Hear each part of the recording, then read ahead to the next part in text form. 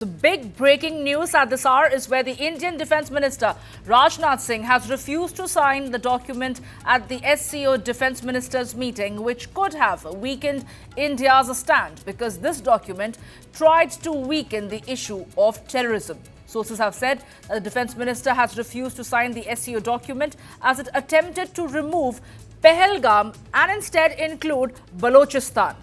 Indian Defence Minister Rajnath Singh refused to sign the document at the SCO Defence Ministers meeting, which could have weakened India's stand on terrorism, as this document did not mention Pahalgam, the recent attack which claimed several lives, instead had the mention of Balochistan. Well, that is a big breaking news that we're getting you at this point in time. And my colleague Brijesh Pandey continues to be with us, and so is Major General Sudhakar ji. Brijesh, I will come across to you first.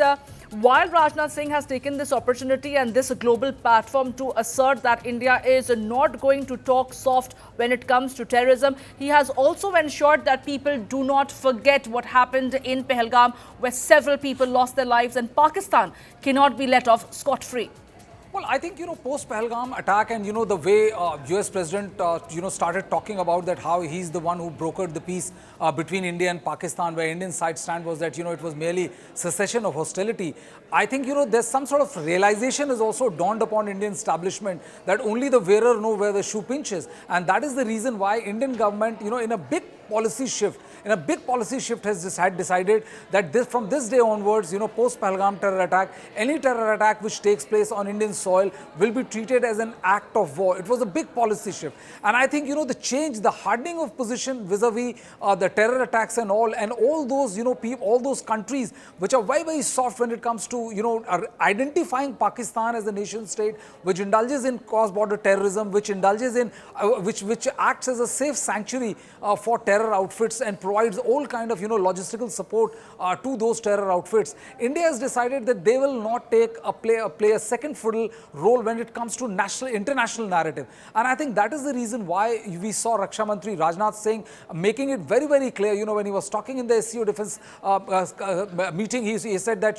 that the SCO meet should not shy away from mentioning those nation states, who are actively responsible or indulging in cross-border terrorism. And when the draft agreement, which, according to sources, reads and talks about Balochistan terror, but is silent on Pahalgam terror attack, I think, the realization also dawned on Indian, on Raksha Mantri and also on the bureaucrats accompanying them that this is something which is not right. And the SCO needs a response that India now doesn't, mollycoddle around the usage of the word terror nation state as far as Pakistan is concerned. And there's no way India is going to be a party or signatory to any particular declaration which talks about terrorism of one side, but is completely silent on the interest and the realities of the Southeast Asia. And this is the reason why Rajnath Singh has decided that they will not sign this draft agreement. And I think it'd be a first of sort that SCO post SCO defense meet, there is going to be no joint declaration statement per se. Samya? Absolutely. Well, Major General Sudhakar, you are there with us. Sudhakar ji, what exactly do you look at when it comes to India asserting its position that is not going to be accepting any organization, whether it's the global platforms, who can shun the terrorism that has been witnessed in India, where several people lost their lives? And this is a way by which China tries to play fiddle in favor of Pakistan. Saima, good morning. Thank you for keeping me for the back-to-back show. And good question you have asked. I must compliment Brijesh once again for having spoken his heart out in a truthful manner. You see, unfortunately, in the world, Cold War 2.0 is witnessing what we never expected. We always thought that the world order was heading towards liberal based democratic rules-based international order. Unfortunately, we continue to witness double talk and continue to witness talking something and doing something. So hypocrisy, you call it. Also, somebody's freedom fighter becomes a terrorist for someone because the same Balochis, way back in 2012, the Congress of US had approved them as liberators of Balochistan, the freedom fighters. And same Congress in the year 2018, I don't remember whether Congress approval was there or not, Donald Trump started branding them as terrorists just to appease Pakistan. So these kind of double talks and stances are actually in full swing. Therefore, India has taken a right stance.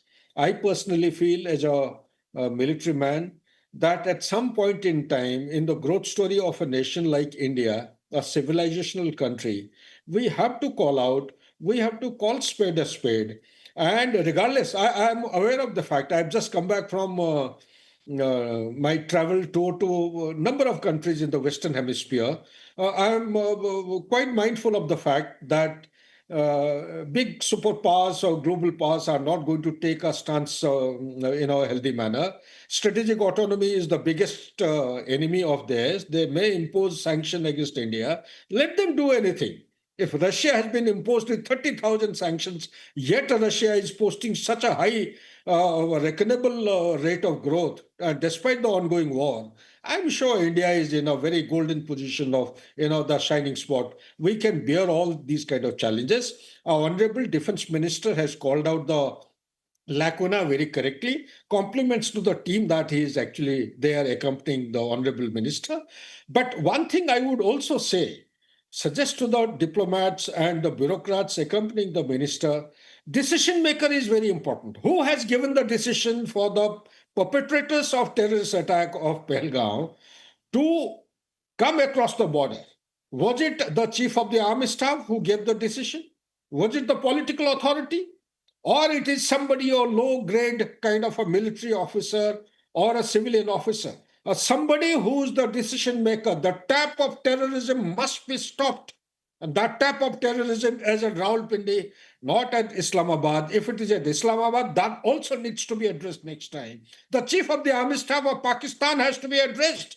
He has to be taken. We need to take him up right at the international level. He's the man responsible. If we can have free lunches with Donald Trump, I'm sure we are justified in demanding that who is the man who gave the decision for the Lashkar-e-Toiba or whatever name that you, TRF or whatever you're saying, to take help of the army, come from the hinterland, come up to the staging point, stay there for a couple of days, come across the border and operating and handling the equipments which were having the facility of encryption. I am told quantum computing equipments were there with them. So the signal could not be picked up by the Indian army and therefore they had a free run. They were observing the movement of tourists at this particular place for a couple of months and they targeted our people who are unarmed. This is not acceptable. I think the time has come. India has to carry the battle not inside the country but across from where it is originating. We must make sure that the tap of water of terrorism from where it is actually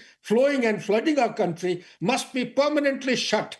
And the permanent shutting is actually pointing at the chief of the army staff of Pakistan Army. We need to call it out loud and clearly. The second table that, if I may be allowed to say, that in 1979 when Zia-ul-Haq was the martial ruler, he had started a table called as K2, Kashmir and Khalistan. The K2, having actually realized that they could not defeat India in 1971 option prior to that, conventionally, they took upon themselves a methodology called as proxy war. This proxy war, now also, the concept was based on bleeding India with 1,000 cuts. No matter what step we take or countermeasure we take, they will continue to actually bleed India, whether from the western border or from the eastern, that is Bangladesh, or from the northern. China joining hands with Pakistan is very, very dangerous. It must be told to China in no uncertain terms that the double game will no longer be accepted by India. Time has come. We need to draw a red line. And the red line has been called out by the Honorable